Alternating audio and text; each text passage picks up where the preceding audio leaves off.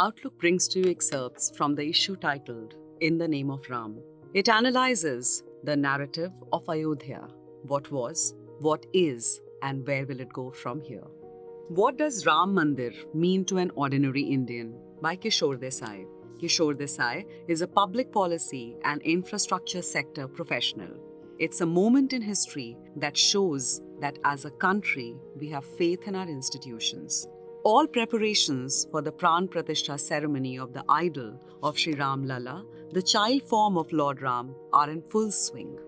The term Pran Pratishtha refers to the sacred process of invoking divine consciousness into an idol through rituals and procedures prescribed in the ancient Vedic scriptures.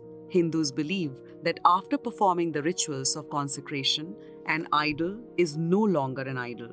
It becomes a life form of the god, fully imbibing his consciousness and divinity.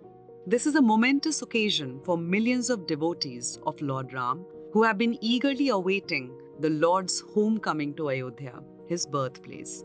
A sense of joy, excitement, and happiness is palpable across the country. The issue of Ram Mandir has occupied a pivotal position in the national discourse for years now. Now that the dispute is settled and the grand temple is nearing its completion, it is natural to ponder what this means for us, ordinary citizens.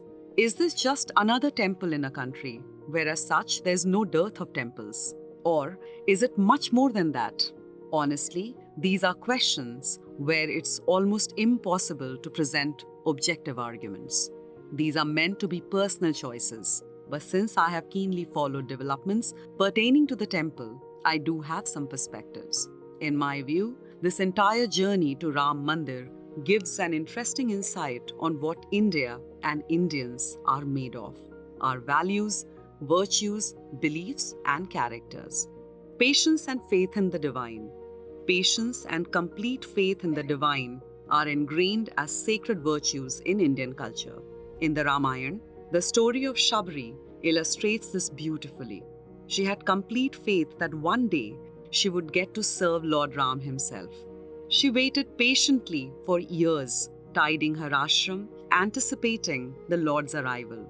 Her prayers finally got answered when one day, en route to Lanka, Lord Ram visits her and showers his blessings by lovingly accepting berries half-eaten by her.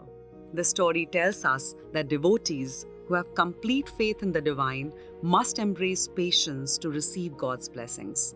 A similar story seems to have unfolded with the Ram Mandir. The dispute, in some sense, started 500 years ago, around the late 1520s, during the reign of Babur, the first Mughal emperor. On this point, the Supreme Court, in its November 2019 verdict, notes, "This court is tasked with the resolution of a dispute whose origins are as old as the idea of India itself. The events associated with the dispute have spanned the Mughal Empire, the colonial rule, and the present constitutional regime. More than the legal case, this is a story of patience with traits of not knowing when, but resolute faith and devotion towards Lord Ram." For this and more, read the latest issue of Outlook.